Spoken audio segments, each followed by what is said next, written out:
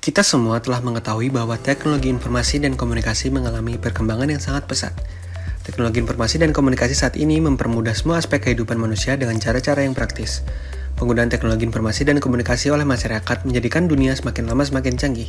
Berkenaan dengan perkembangan teknologi informasi melalui internet pula, peradaban manusia dihadapkan pada fenomena-fenomena baru yang mampu mengubah hampir setiap aspek kehidupan manusia. Dewasa ini, perkembangan internet telah menimbulkan berbagai konflik hukum yang cukup serius. Maraknya penggunaan internet dalam kehidupan memperbesar kemungkinan munculnya berbagai persoalan, seperti penipuan, pencurian, pembobolan, pengrusakan data dengan penyebaran virus, dan sebagainya. Tentu hal tersebut dilakukan melalui aktivitas di dunia maya atau dunia cyber. Persoalan kejahatan ini tak dapat dibendung hanya dengan regulasi yang terus diperbaharui. Namun, literasi masyarakat terhadap pengetahuan dunia cyber juga perlu ditingkatkan. Banyak ancaman yang dapat merugikan masyarakat jika tidak teliti dalam menangkap atau memberi informasi.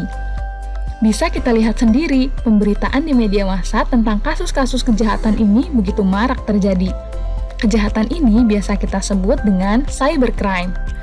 Cybercrime merujuk pada suatu tindakan kejahatan yang berhubungan dengan dunia maya dan tindakan kejahatan yang menggunakan komputer. Ada ahli yang menyamakan tindakan kejahatan cyber atau cybercrime dengan tindakan komputer. Namun, ada pula ahli yang membedakan di antara keduanya.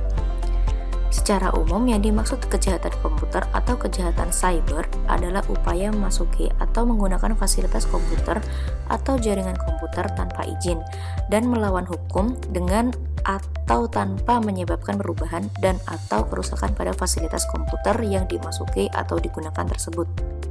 Lalu apa saja sih jenis kejahatan cybercrime tersebut?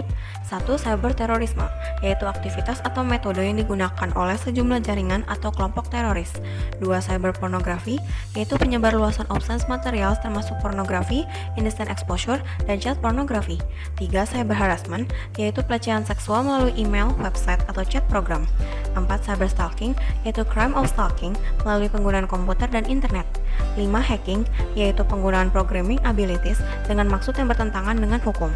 6. Carding atau credit card fraud, yaitu penipuan kartu kredit. Bila pelaku mengetahui nomor kartu kredit seseorang yang masih berlaku, maka pelaku dapat membeli barang secara online yang tagihannya dialamatkan pada pemilik asli kartu kredit tersebut. 7.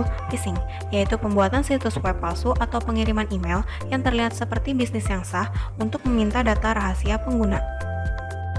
Cybercrime itu sendiri memiliki ciri-ciri khusus, yaitu non-violence atau tanpa kekerasan, sedikit melibatkan kontak fisik, menggunakan peralatan atau equipment dan teknologi, serta memanfaatkan jaringan telematika. Dari ciri cybercrime tersebut, nampak jelas bahwa cybercrime dapat dilakukan di mana saja, kapan saja, serta berdampak kemana saja, seakan-akan tanpa batas. Keadaan ini mengakibatkan pelaku kejahatan, korban, tempat terjadinya perbuatan pidana, serta akibat yang ditimbulkannya dapat terjadi di beberapa negara, sehingga kejahatan cybercrime ini sendiri dapat menjadi kejahatan internasional. Salah satu industri yang terdampak atas adanya serangan cyber adalah industri perbankan, selaku di mana tempat uang berkumpul. Sangat canggih, berlapis, rumit, dan sulit dibobol. Itulah sistem keamanan perbankan. Ketat, tetapi bukan berarti tidak ada celah sama sekali. Para penjahat cyber dapat memanfaatkan nasabah bank yang bersangkutan, yang mana tidak semua memiliki kesadaran akan pentingnya keamanan. Contohnya, baru-baru ini seorang nasabah di Genius, yakni aplikasi perbankan milik Bank BTPN, menjadi korban phishing. Ia telah kehilangan tabungannya sebesar Rp241,85 juta. Berawal dari korban mendapat panggilan WhatsApp dari seseorang yang mengaku sebagai call center Genius BTPN serta arahan pengisian formulir pada situs palsu beralamat geniusbtpn.com. Selang beberapa waktu setelahnya, akun rekening korban tak dapat lagi diakses.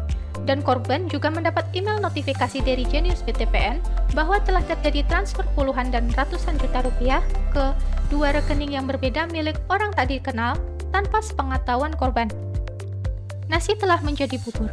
Setelah melalui proses yang panjang, dana korban tak bisa dikembalikan karena berdasarkan keterangan, OTP dan data nasabah diberikan oleh korban sendiri.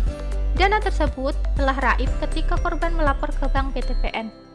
Secepat itulah proses pencurian tersebut terjadi, serta sepenting itulah PIN, password, email, kode OTP, dan data rahasia lainnya untuk dijaga oleh nasabah. Berdasarkan data OJK, transaksi digital banking serta jumlah pelaku bisnis financial technology yang terus meningkat beberapa tahun terakhir membuat bank harus meningkatkan kewaspadaan terhadap ancaman fraud dan tantangan cybercrime. Jika tidak dipersiapkan dengan baik, akan menimbulkan risiko yang cukup serius terkait nasabah. Pengungkapan, pengembangan pengamanan dilakukan tidak hanya pada aspek infrastruktur yang berlapis dan terus dilakukan update, namun juga dari sisi aspek proses. Misal, desain aplikasi dengan validasi yang berlapis untuk memastikan orang yang melakukan transaksi adalah orang yang sah.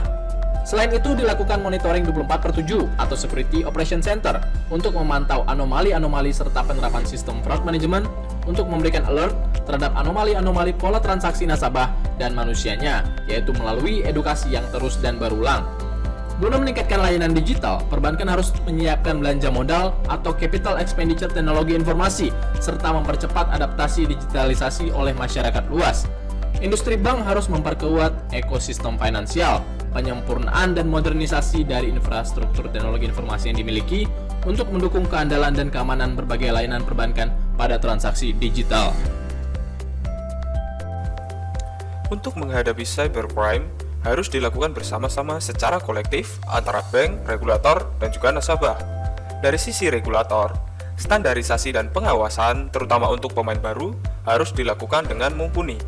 Dari sisi bank, dalam hal pertahanan menghadapi fraud, harus menerapkan berbagai lapisan fraud and operational risk management dengan 3 lines of defense secara disiplin. Dari sisi business quality assurance sampai dengan internal audit dan juga audit oleh regulator. Selain itu, harus tetap menjaga agar sistem keamanan diupdate terus. Dalam pengelolaan sistem IT, industri bank harus menerapkan pengelolaan sistem berbasis manajemen risiko, termasuk risiko cyber.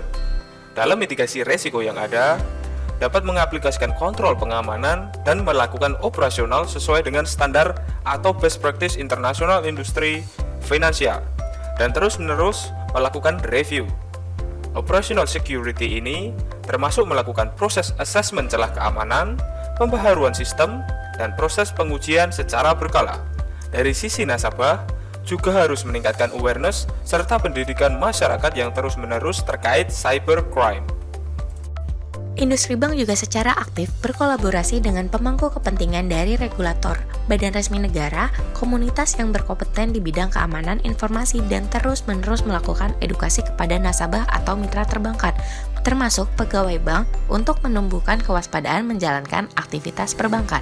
Dengan pengelolaan TI berbasis risiko ini diharapkan dapat memberikan kemampuan untuk menghadapi tantangan digital banking termasuk ancaman cyber. Standar keamanan di bank untuk bisa melawan hacker dan cybercrime harus mengacu kepada standar internasional ISO 27001 dan atau NIST dengan tetap adaptif terhadap pola-pola ancaman cyber yang baru atau memanfaatkan celah-celah keamanan baik pada sistem maupun pada bisnis prosesnya. Dengan mengetahui lebih dalam tentang cybercrime, semoga kita makin waspada agar terhindar dari kejahatan ini ya. Jika kalian suka dengan video ini, don't forget to like, share, and subscribe ya.